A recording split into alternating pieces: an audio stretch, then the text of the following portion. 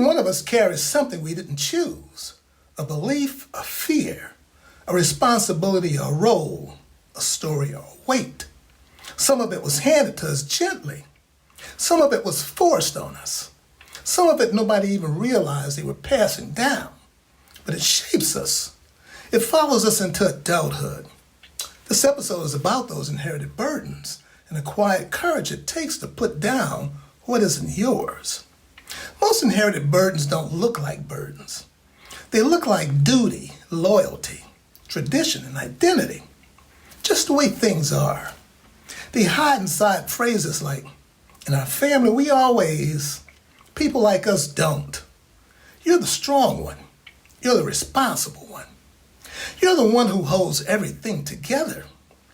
Harmless sounding, yes, but they carry weight, and sometimes that weight isn't ours. So how far does this actually go? Well, further than you think. Every culture has emotional inheritance. Every family has emotional history. And every society has emotional expectations. That's what makes this land for anyone, anywhere. Inherited burdens aren't cultural. They're human. Guilt that isn't theirs. Expectations they didn't choose. Roles they didn't ask for. Traditions that no longer fit, and silence they were taught, not chosen. Different language, different customs, same ache underneath.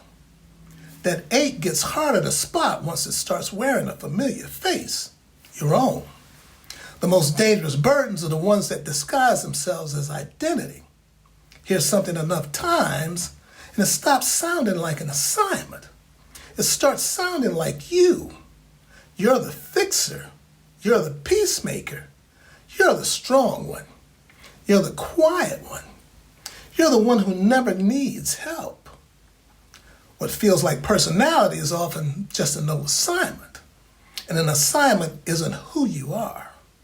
So sooner or later, most people hit a moment where that becomes impossible to ignore. A quiet one. You realize you've been carrying something that was never yours. Someone else's fear and someone else's anger. Someone else's idea of who you're supposed to be. Something in you says, this is mine. That moment is emotional independence. That moment is July. Because July heat exposes weight. In July, everything gets harder to carry casually. What's heavy, unnecessary, and outdated, inherited, and no longer you. The heat forces the questions, why am I carrying this? Who gave it to me? Do I still need it? Heat clarifies, and heat reveals, and heat transforms. Now, once those questions get asked, release doesn't need to be dramatic, not confrontational, not a rejection of your family or culture, just subtle, a different emotional response, a boundary you've never set. I can't carry that anymore. Letting go of guilt that was never yours, refusing a role that limits you, being human instead of perfect. Releasing isn't abandoning, it's honoring who you actually are.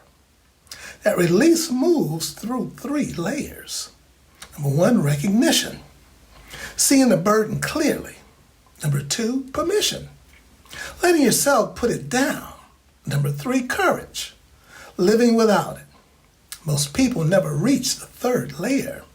Not for lack of courage, for lack of permission. Now, July hands you that clarity, heat, and illumination.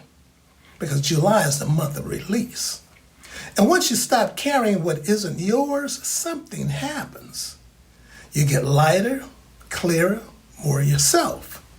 What's left is what was actually yours. Your identity, your voice, your values, and your truth, and your future. It's a freedom we rarely talk about. It's the one that changes everything. You're allowed to put down what isn't yours, allowed to release inherited burdens, allowed to carry only what fits who you're becoming. Independence isn't just who you step into, it's what you step out of. In July, heat, clarity, and illumination is a perfect month to release what no longer belongs to you. Well, welcome to the freedom of release. Welcome to carrying only what's yours. Take care. Stay connected.